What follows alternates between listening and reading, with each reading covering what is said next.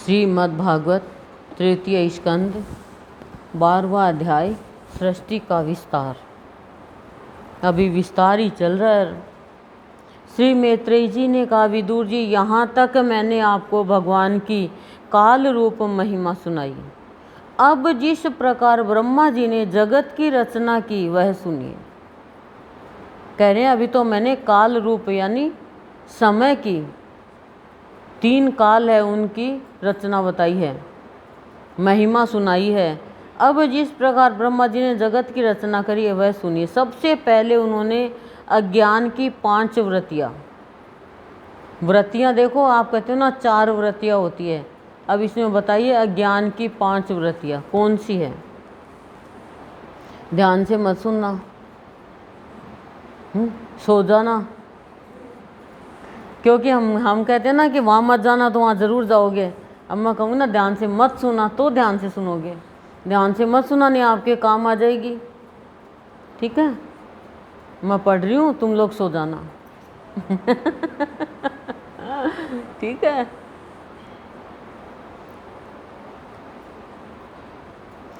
श्रीमद्भागवत तृतीय स्कंद 12वां अध्याय सृष्टि का विस्तार। टॉपिक है सृष्टि का विस्तार। श्री मैत्रेय जी ने कहा, विदुर जी, यहाँ तक मैंने आपको भगवान की काल रूप महिमा सुनाई। अब जिस प्रकार ब्रह्मा जी ने जगत की रचना की वह सुनिए। सबसे पहले उन्होंने अज्ञान की 5 वृत्तियाँ है। तम यानी अविद्या, मोह यानी अस्मिता, महामोह यानी राग, तामिस्त्र यानी द्वेष और अंध तामिस्त्र यानी अभिनिवेश। ये 5 वृत्तियाँ ज्ञान की रची।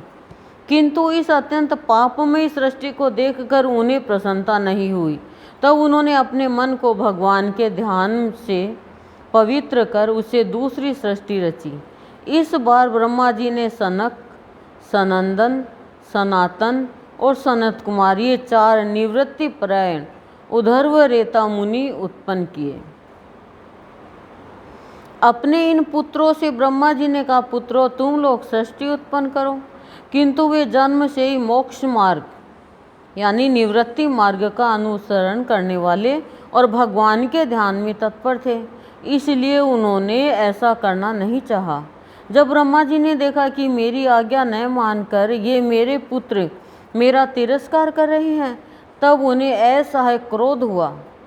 उन्होंने उसे रोकने का प्रयत्न किया, किंतु बुद्धि द्वारा उनके बहुत रोकने पर भी वह क्रोध तत्काल प्रजापति की भौहों के बीच में से एक नील लोहित यानी नीले और लाल रंग के बालक के रूप में प्रकट हो गया। वे देवताओं के पूर्वज भगवान भव यानी रुद्र रो रो कर कहने लगे, जगत पिता विधाता, मेरे नाम और रहने के स्थान बतलाइए। उत्पन्न हो गया क्रोध। तब कमल योनि भगवान ब्रह्मा ने उस बालक की प्रार्थना पूर्ण करने के लिए मधुर वाणी में कहा, रो मत, मैं अभी तुम्हारी इच्छा पूरी करता हूँ।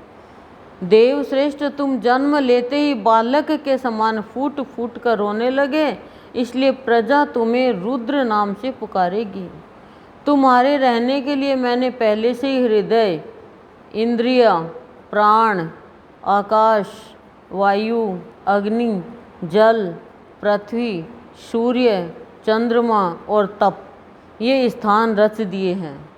जब चारों पुत्रों ने मना कर दिया, भगवान ब्रह्मा जी की आज्ञा नहीं मानी कि तुम सृष्टि रचना करो, क्या कहूँ, यही कहा ना कि तुम लोग सृष्टि उत्पन्न करो, किंतु वे तो जन्म से ही निवृत्ति मार्ग के थे, मना कर दिया। तो ब्रह्मा जी के अंदर से क्रोध उत्पन्न हुआ, क्रोध से फिर रुद्र उत्पन्न हो गया। तो वो रो रो के कहने लगे। तो ये स्थान है रुद्र के जो अभी बताए हैं। तथा धीव्रति, उष्णा, उमा, नियुत, सर्पी, इला, अंबिका, इरावती, सुधा और दीक्षा ये 11 रुद्राणियाँ तुम्हारी पत्नियाँ होगी।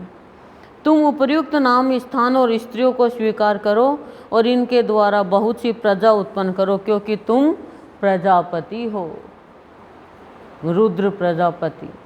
और कितने स्थान दे दिए उनके, और पत्नियां भी कितनी सारी। लोकपिता ब्रह्मा जी से ऐसी आज्ञा पाकर भगवान नील लोहित बल आकार और स्वभाव में अपने ही जैसी प्रजा उत्पन्न करने लगे। भगवान रुद्र के द्वारा उत्पन्न हुए उन रुद्रों को असंख्य यूथ बनाकर सारे संसार को भक्षण करते देख ब्रह्मा जी को बड़ी शंका हुई। तब उन्होंने रुद्र से कहा, सुर श्रेष्ठ, तुम्हारी प्रजा तो अपनी भयंकर दृष्टि से मुझे और सारी दिशाओं को भस्म किए डालती है, अतः ऐसी सृष्टि और न रचो, तुम्हारा कल्याण हो। अब तुम समस्त प्राणियों को सुख देने के लिए तप करो, फिर उस तप के प्रभाव से ही तुम पूर्ववत इस संसार की रचना करना। पुरुष तप के द्वारा ही इंद्रियातीत, सर्वांतर्यामी, ज्योति स्वरूप श्री हरि को सुगमता से प्राप्त कर सकता है। तप के द्वारा बताया। श्री मैत्रेय जी कहते हैं, जब ब्रह्मा जी ने ऐसी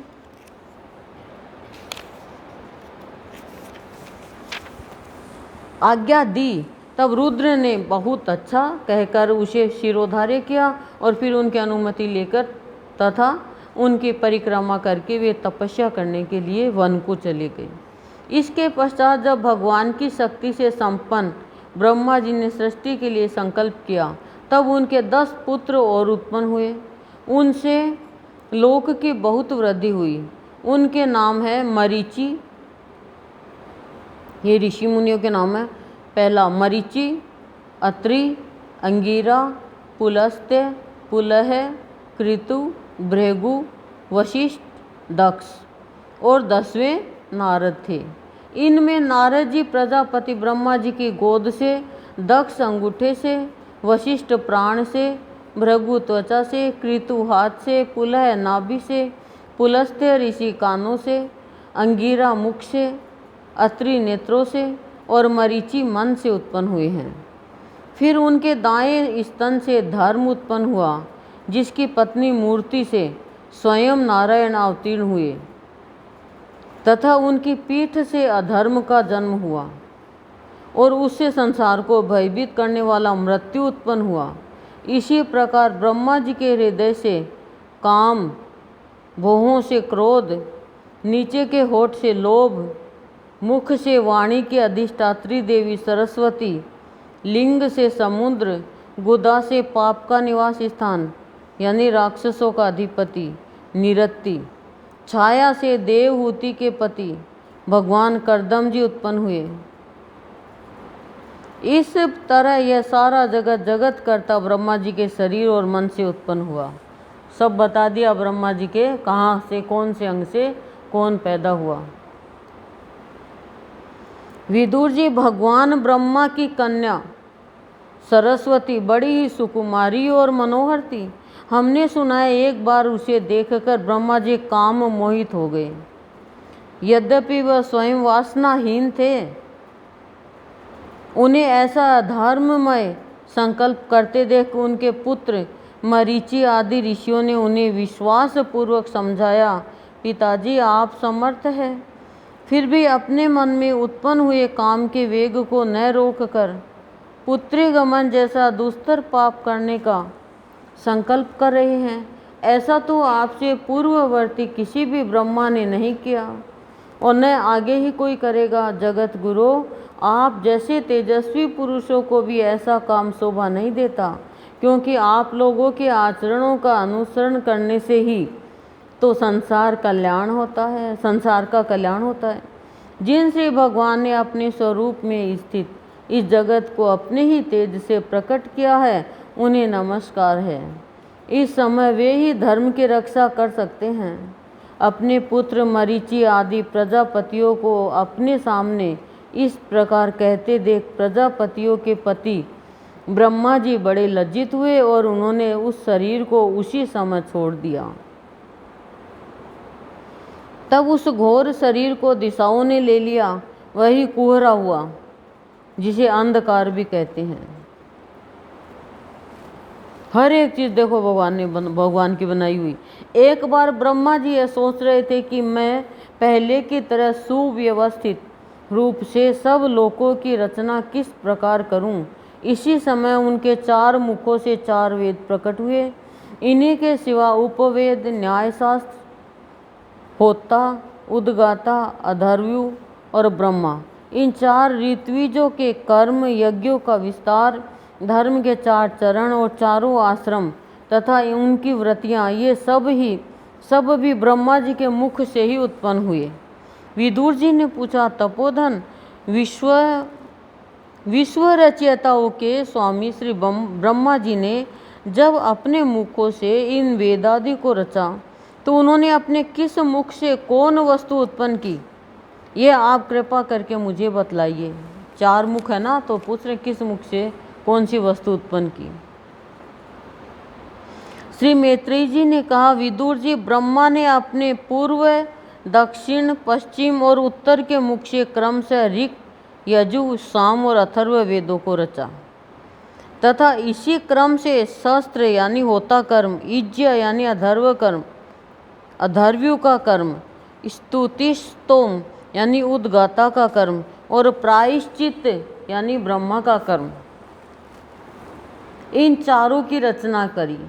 इसी प्रकार आयुर्वेद यानी चिकित्सा शास्त्र, धनुर्वेद यानी शस्त्र विद्या, गांधर्व वेद यानी संगीत शास्त्र और शस्त्र विद्या और स्थापत्य वेद शिल्प यानी शिल्प विद्या, इन 4 उपवेदों को भी क्रम से उन पूर्वादि मुखों से ही उत्पन्न किया। फिर सर्वदर्शी भगवान ब्रह्मा ने अपने 4 मुखों से इतिहास पुराण रूप 5वां वेद बनाया। इसी प्रक्रम में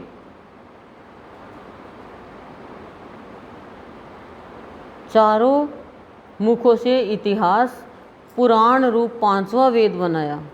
इसी क्रम से षोडशी और उक्त चयन और अग्निष्टोम, आप्तोर्याम और अतिरात्र तथा वाजपेयी और गोशव, ये 2 याग भी उनके पूर्वादि मुखों से ही उत्पन्न हुए। विद्या, दान, तप और सत्य, ये धर्म के 4 पाद और व्रतियों के सहित 4 आश्रम भी इसी क्रम से प्रकट हुए। सावित्र, प्राजापत्य, ब्रह्मा और बृहत, ये 4 व्रतियाँ ब्रह्मचारी की तथा वार्ता, संचय, शालीन और श्लोच, ये 4 व्रतियाँ गृहस्थ की। इसी प्रकार व्रति भेद से वेखानस, वालखिल, औदुंबर और फैनप, ये 4 भेद वानप्रस्थों के तथा कुटीचक, बहुदक, हंस और निष्क्रिय यानी परमहंस, ये 4 भेद सन्यासियों के। इसी क्रम से अन्वीक्षिकी, त्रयी, वार्ता और दंड नीति, ये 4 विद्याएं तथा 4 विहार्तियाँ भी ब्रह्मा जी के 4 मुखों से ही उत्पन्न हुई तथा उनके हृदय आकाश से ओमकार प्रकट हुआ। उनके रोम रोम से उष्णिक, त्वचा से गायत्री, मांस से त्रिष्टुप, स्नायु से अनुष्टुप, अस्थियों से जगती, मज्जा से पंक्ति और प्राणों से बृहति छंद उत्पन्न हुआ। ऐसे ही उनका जीव स्पर्श वर्ण और देह स्वर वर्ण कहलाया। उनकी इंद्रियों को ऊष्म वर्ण क्या श है और बल को अंतःस्थ यानी यर लव कहते हैं तथा उनकी क्रीड़ा से निषाद यानी निषाद, ऋषभ, गांधार, षडज, मध्यम, धेवत और पंचम, ये 7 स्वर हुए। हे तात, ब्रह्मा जी शब्द ब्रह्म स्वरूप है। वे बैखरी रूप से अव्यक्त और ओंकार रूप से अव्यक्त हैं तथा उनसे परे जो सर्वत्र परिपूर्ण पर ब्रह्म है, वही अनेकों प्रकार की शक्तियों से विकसित होकर इंद्रादि रूपों में भास रहा है। अब जैसे ये क्या बताया है, ये धर्म के 4 पाद और व्रतियों के सहित 4 आश्रम भी इसी क्रम से प्रकट हुए। उनका बताया जैसे सावित्र, इनका पूरा ऐसे डिटेल में भी दे रखा है नीचे, पढ़ूं क्या? विदुर जी, ब्रह्मा जी ने पहला कामाशक्त शरीर जिससे कोहरा बना था छोड़ने के बाद दूसरा शरीर धारण करके विश्व विस्तार का विचार किया। वे देख चुके थे कि मरीचि आदि महान शक्तिशाली ऋषियों से भी सृष्टि का विस्तार अधिक नहीं हुआ। अतः वे मन ही मन पुनः चिंता करने लगे, अहो बड़ा आश्चर्य है, मेरे निरंतर प्रयत्न करने पर भी प्रजा की वृद्धि नहीं हो रही है। मालूम होता है इसमें देव ही कुछ विघ्न डाल रहा है। जिस समय यथोचित क्रिया करने वाले श्री ब्रह्मा जी इस प्रकार देव के विषय में विचार कर रहे थे, उसी समय अकस्मात उनके शरीर के दो भाग हो गए। कै ब्रह्मा जी का नाम है, उन्हीं से विभक्त होने के कारण शरीर को काय कहते हैं। उन दोनों विभागों से एक स्त्री पुरुष का जोड़ा प्रकट हुआ। उनमें जो पुरुष था वह सार्वभौम सम्राट स्वयंभू मनु हुए, और जो स्त्री थी वह उनकी महारानी शत्रुपा हुई। तब से मिथुन धर्म यानी स्त्री पुरुष संभोग से प्रजा की वृद्धि होने लगी। महाराज स्वयंभू मनु ने शत्रुपा से 5 संतानें उत्पन्न की। साधु शिरोमणि विदुर जी, उनमें प्रियव्रत और उत्तानपाद 2 पुत्र थे, तथा आकुति और देवहूति और प्रसूति 3 कन्याएं थीं। मनु जी ने आकुति का विवाह रुचि प्रजापति से किया। मझली कन्या देवहूति करदम जी को दी और प्रसूति दक्ष प्रजापति को दी। इन तीनों कन्याओं की संतति से सारा संसार भर गया। ओम शांति शांति शांति प्रशांति।